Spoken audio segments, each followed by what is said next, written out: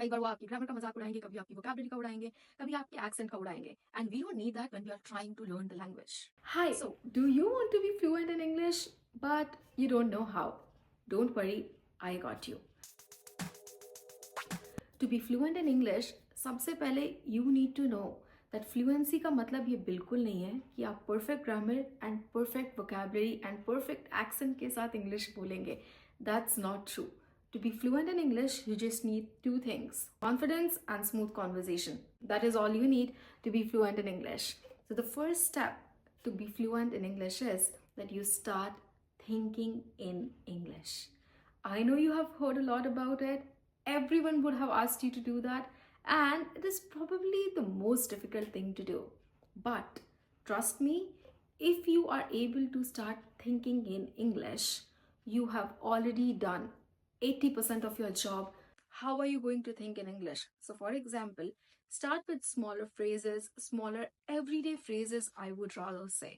So, instead of saying, "Mujhe bhook lagi hai," you need to think in your mind and just say it in your head, not out loud really, but if you want to, you can say it out loud that I am hungry or I want to eat something. Or let's say, Kal mera exam hai. There's a lot of time we think a lot of things in our head, right? Or even say it. You're not going to say Kal mera exam hai. You are going to purposefully, forcefully ask your brain to say it. Tomorrow is my exam. And then maybe out loud as well. If you are talking to someone, you can definitely say tomorrow is my exam. Start with smaller everyday things. And that is how you're going to train your brain to think in English and get better at it. With that, let's go to the second step of being fluent in English. That is, start speaking in English.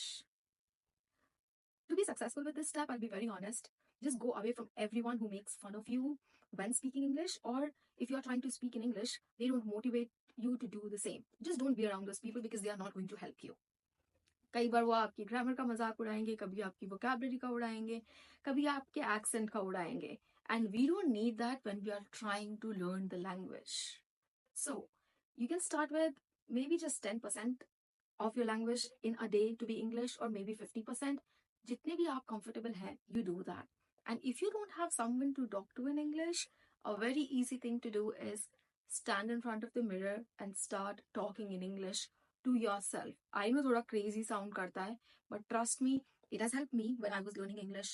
It has helped so many of us who have tried to learn English, so many of my students and everyone. So maybe you can try that too. Third step now to get better at English is to listen and then copy.